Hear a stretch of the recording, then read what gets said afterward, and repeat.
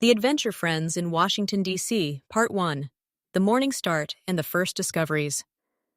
It was an unusually bright, cloudless morning when the four best friends, Ben, Anna, Chris, and Mia, decided that this day shouldn't be like any other.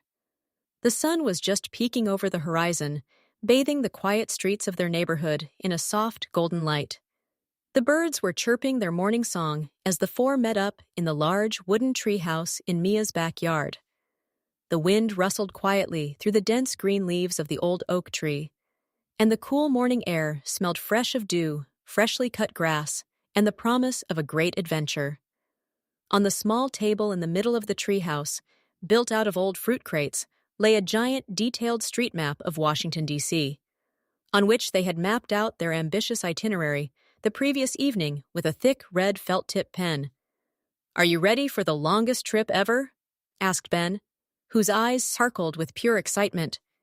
He wore sturdy hiking boots and adjusted his heavy blue backpack, in which he had packed provisions for the whole day: sandwiches with cheese and ham, crunchy apples, cereal bars, and 4 large water bottles. Anna nodded wildly and full of anticipation, pulling her favorite yellow cap deeper over her face to protect herself from the rising sun. Chris grinned broadly, crossed his arms behind his head, and rocked impatiently on his toes back and forth, while Mia carefully folded the large city map one last time and tucked it into the front pocket of her shoulder bag. Together, they climbed down the wooden ladder of the treehouse and made their way to the local station. They boarded a large, modern tour bus that was supposed to take them straight to the heart of the American capital. The ride lasted a while, and the friends pressed their noses against the cool window panes as the landscape rolled by. When the bus finally stopped with a soft hiss of the brakes on a large, bustling street right in the center, they stepped out and found themselves directly in the vibrant life of Washington. Their gaze immediately fell upon a brightly lit, majestic building in the distance, surrounded by green trees. Without saying another word, they walked at a brisk pace, crossed several traffic lights, and strolled past tourists and business people until they stood in front of a large, black, iron fence. Behind it lay, embedded in impeccably manicured green lawns and colorful flower beds, the White House. The friends pressed their faces almost against the thick bars and marveled at the radiant white facade, the pillars at the entrance, and the many security guards bustling back and forth. Mia imagined in her mind what it must be like to work in such a huge, historic building, walk through the long hallways, and make important decisions. They watched gardeners mow the lawn for a bit before Ben checked his watch and urged them to move on. After this first big impression, they set off again. They followed the long, wide Pennsylvania Avenue, a street lined with gigantic old trees and massive government buildings. The way was far, but the friends chatted animatedly about everything they saw. The street led them directly toward a massive, gently rising hill on which an incredibly impressive structure sat enthroned. It possessed a huge white dome, on top of which a small bronze statue glistened in the sunlight. It was the United States Capitol. The friends climbed the endlessly seeming wide stone steps at the back of the building, sat down on the cool stones, and shared an apple from Ben's backpack to celebrate reaching the first milestone. The view from up here over the vast grassy expanse of the National Mall was absolutely breathtaking, but Chris jumped right back up because he had spotted something colossal at the other end of the complex. A gigantic, pointed obelisk jutted far into the distance, like a giant pencil into the blue sky. The four walked down the wide, dusty gravel paths of the mall, past museums and flying kites, until they stood directly beneath the Washington Monument. When they arrived at the foot of this massive stone tower, they were speechless. Anna stepped very close to the wall, tilted her head all the way back until she was almost dizzy, and tried to make out the tip. The smooth white marble stones reflected the light of the warm midday sun, blindingly bright.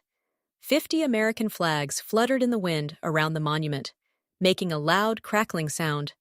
From here, a long footpath lined with shady trees led them further. They walked along a huge rectangular body of water, the reflecting pool. The water lay completely still and mirrored the sky. At its end awaited a massive white marble building that looked exactly like an ancient Greek temple. As they climbed the many wide steps and stepped reverently through the thick, tall pillars, they found the Lincoln Memorial. In the shadowy interior sat a huge stone-carved figure of a former president on a massive armchair. The sheer size of the stone figure made the friends quiet down completely. Reverently, they spoke to each other only in whispers and read the old speeches engraved into the high walls left and right. The afternoon had already begun when they left the Lincoln Memorial and strolled around a large natural body of water called the tidal basin. The cherry trees lining the shore cast long, cool shadows onto the walking path. After a long walk, they finally discovered the Jefferson Memorial beneath a round white dome roof supported by columns. Mia sat down, exhausted but happy, on the warm stone floor, let her legs dangle, and looked out onto the calm water where small paddle boats were cruising. The first part of their long journey had been going simply perfectly so far. They drank plenty of water, ate their sandwiches, and concentratedly flipped through their large city map to plan the route for the next destination. Part 2. Quiet Paths and Old Buildings. After a relaxing half-hour break by the water, the adventure friends set off again with new energy. The sun now stood somewhat lower in the sky and cast a soft, warm orange glow over the white monuments of the city. The wind had died down almost completely, and a peaceful, quiet mood lay over the walking paths by the water. Ben took the lead again, holding the city map firmly in both hands and reliably navigating the group. The path led them back in the direction of the large parks until they stood in front of a massive, light-colored stone block from which a gigantic figure was carved. It looked as though the man was stepping right out of the mountain. It was the Martin Luther King Jr. Memorial. Crasus stepped closer and cautiously touched the cool, rough surface of the stone. No one spoke a word, but everyone enjoyed the calm, powerful atmosphere at this special place. Anna closed her eyes for a moment, listened to the soft rustling of the leaves in the background, and read one of the famous quotes engraved into the stone wall next to the statue. After memorizing these inspiring words, they took a completely new direction on the map. The way was now significantly longer and led them away from the water, back into the densely built-up streets of the city, but the friends were full of energy. They left the sprawling parks behind and reached impressive streets full of stone, historic, grand buildings. One of these buildings particularly caught their attention because, with its round domes and elaborate decorations, it looked like a giant palace from a bygone era. As they passed security and stepped through the large, heavy doors, they found themselves in endless halls full of books. They stood in the venerable Library of Congress, the typical soothing scent of old paper, printer's ink, and freshly polished wood hung thick in the air. Mia looked up in amazement at the beautifully painted ceiling and walked from one massive wooden shelf to the next, while Ben tried to count the countless books in the huge reading room from a visitor gallery, until he gave up laughing because there were simply millions of books. Right next door, just a short street crossing away, they stood in front of another massive building that stood out due to its flawless white pillars and an unfathomably wide staircase. It reminded them of a temple again, but looked even stricter and more important. It was the Supreme Court of the United States. Chrysis and Anna couldn't help themselves and organized a small race to see who would be the first to reach the top of the many wide steps. Out of breath and laughing, they arrived at the top, sat panting on the warm stones next to a large marble statue, and watched the people on the street rushing back and forth like small ants. The adventure led them next to a nearby subway station. They bought tickets and rode underground through the city until the train emerged back into daylight and crossed a large bridge spanning the wide, deep blue Potomac River.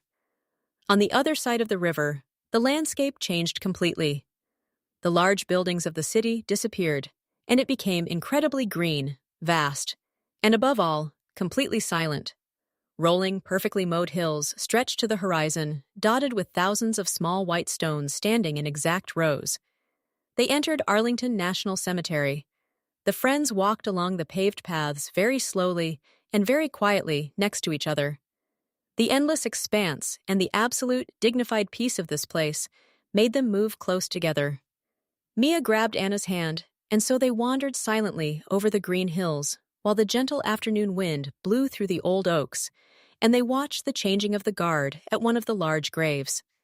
Back on the other side of the river, in the center of the city map led them into a small, densely wooded park section on the National Mall. There, well hidden among the many trees, they found a long V-shaped, reflective wall of deep black granite that sank like a cut into the earth. It was the Vietnam Veterans Memorial. Ben stepped very close and saw his own reflection clearly in the dark, polished surface. He ran his index finger gently over the smooth wall and felt the thousands of small, carved names of the soldiers. Although they were still children, they immediately understood that this was a very special place of remembrance. They saw people laying flowers or small letters at the foot of the wall, and simply stood silently to let this moving moment sink in. Part 3. Water Features, Colors, and Dinosaur Bones. The sky had turned into a soft pink and violet by now, a sign that the late afternoon had arrived. The adventure friends followed the paved path further through a small grove until they unexpectedly stood in a wide clearing. There they saw 19 life-size statues made of gray metal. They were soldiers in thick rain ponchos, seemingly cautiously patrolling through tall grass and juniper bushes. They had reached the Korean War Veterans Memorial. Krasis walked curiously, but with a respectful distance, among the figures and looked at their detailed faces, reflecting the strain in the fading daylight. Suddenly, they heard a loud, steady roaring sound from the distance. Water was splashing and spraying so loudly that it drowned out the traffic noise of the streets. The four ran off to check where this cheerful sound was coming from. In front of them stretched a huge oval facility made of light stone with massive fountains, arches, and waterfalls gleaming in the evening light. It was the impressive National World War II Memorial. Without thinking long, they found a cozy spot at the edge of the monument where many other families were resting. Ben, Anna, Chris, and Mia took off their hiking boots and socks. They sat at the edge of the shallow outer basin and dangled their feet, burning from the long walk into the cool, clean water. The refreshing water felt really good. All exhaustion fell away from them, and they laughed cheerfully when a small water splash from the main fountain, carried by the wind, hit them in the face. After this urgently needed break and another cereal bar from Ben's supply, they were drawn away from the monuments and into the large museums of the city. The city map led them back to the National Mall, to a huge building that looked very modern from the outside and consisted of huge, sharp triangles. Inside the National Gallery of Art, they entered bright, light-flooded rooms and marveled at huge, abstract, and colorful paintings. Anna, who likes to paint herself at home, was completely fascinated by the many colors, wild brushstrokes, and crazy sculptures hanging from the high ceiling. She stopped in front of every large picture and looked at the details very closely, while the boys tried to guess what the abstract artworks were supposed to depict. The next building they visited on their list was right next door and made Chris instantly shout out in excitement. As they walked through the massive revolving doors into the huge lobby of the National Museum of Natural History, they looked directly at a gigantic, taxidermied African elephant standing in the middle of the round room. But that wasn't all.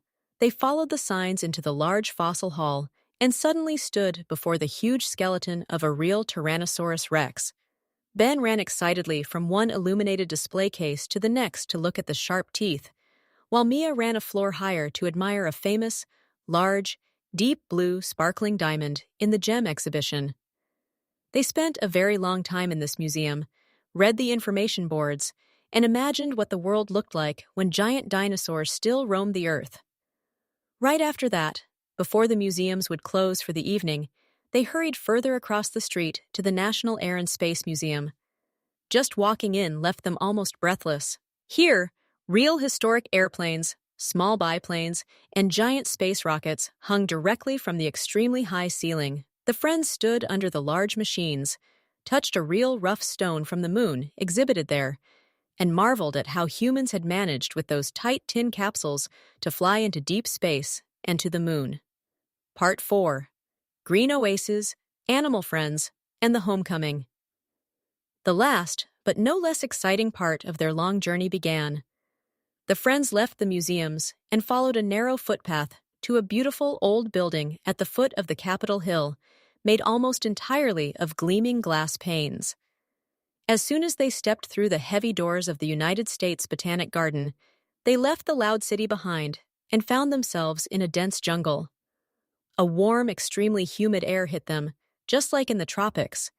It smelled intensely of damp earth, green moss, and sweet, exotic plants. Mia and Anna walked in amazement between huge palm fronds and ferns, listening to the dripping of water, while Ben and Chris admired the colorful, strangely shaped orchids and desert cactus-like plants in another room. Back outside in the open air, they took a public bus that drove them a bit further out of the direct city center. They strolled through quieter residential streets with nice old houses until they stood before a massive building that looked as if it had been transported straight from the European Middle Ages here. Countless pointed stone towers, gargoyles, and huge round windows of the Washington National Cathedral towered jet black against the darkening evening sky. The friends sat down on a stone bench in the small, artistically landscaped garden in front of it and took a short break to let the incredible architecture sink in. Afterwards, they boarded the subway to go to a place that was particularly lively. After a short uphill walk, they reached the main entrance. In the sprawling Smithsonian National Zoological Park, the four friends ran down the long path to the giant panda enclosure, the main attraction of the park, despite their tired legs. They crowded against the railing and watched the cozy animals lying on their backs in the evening light, lazily tearing thick bamboo leaves off the branches and chewing loudly. They had to laugh out loud at the clumsy and slow movements of the black and white bears and spent almost an hour just watching the animals. The sun was now touching the horizon, and the streetlights of the city clicked on quietly. The last stop on their packed daily schedule led them back to the water, into a very quiet, shady park consisting of several paths and small waterfalls. They strolled leisurely, almost dragging their feet, through the Franklin Delano Roosevelt Memorial.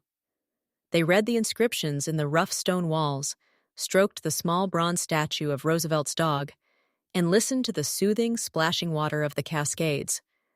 At one of the waterfalls, they rested one last time on a flat rock. When it finally became completely dark, and the lights of the Capitol brightly reflected in the river, they stood on the shore and looked far across the water. There, on the other side of the river, they recognized the massive, flat building of the Pentagon, with its endless rows of illuminated windows shining like a small, separate city in the dark. Ben folded up the heavily crumpled city map that had served them so faithfully all day and tucked it deep into his backpack, which was completely eaten empty except for a few crumbs.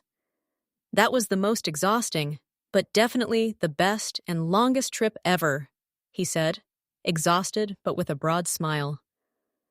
Anna, Chris, and Mia nodded silently, much too tired to talk much more, but absolutely happy.